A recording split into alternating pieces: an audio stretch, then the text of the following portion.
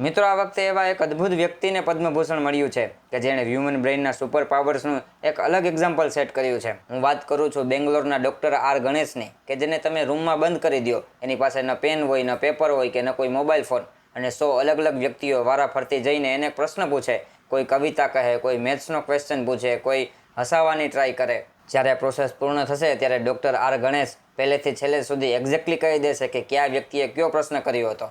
અને એટલું જ નહીં, તમે એને રેન્ડમલી પણ પ્રશ્ન કરશો તો પણ એનો જવાબ એ સેકન્ડોમાં આપી દે છે. આ કોઈ ચમત્કાર નથી, આ શતાવધાન વિદ્યા છે. એટલે કે એમનું મગજ એકી સાથે 100 અલગ અલગ વસ્તુઓને સાયમલ્ટેનિયસલી પ્રોસેસ કરી શકે છે. તમને એમ થશે કે ડૉક્ટર આર ગણેશ કોઈ પરંપરાગત પંડિત છે કે જે વર્ષોથી એની પ્રેક્ટિસ કરે છે. તો ના, તે કોઈ પંડિત નથી. એ બાય પ્રોફેશન એક મેડિકલ એન્જિનિયર છે. આઈએસ બેંગ્લોરમાંથી એણે મેટલર્જીમાં માસ્ટર કર્યું છે. વિજ્ઞાન અને એન્જિનિયરિંગ ભણ્યા પછી એનું મન ભારતીય સાહિત્ય તરફ વળ્યું. એમણે સંસ્કૃતમાં પીએચડી કર્યું અને 18થી પણ વધુ ભાષામાં એનું પ્રભુત્વ મેળવ્યું. તેમણે 1300થી પણ વધુ વખત અષ્ટાવધાન અને અનેકો વખત શતાવધાન કરીને ભારતની આ લુપ્ત થતી વિદ્યાને જીવંત રાખી છે. પણ સવાલ એ છે કે આ કેવી રીતે શક્ય બને?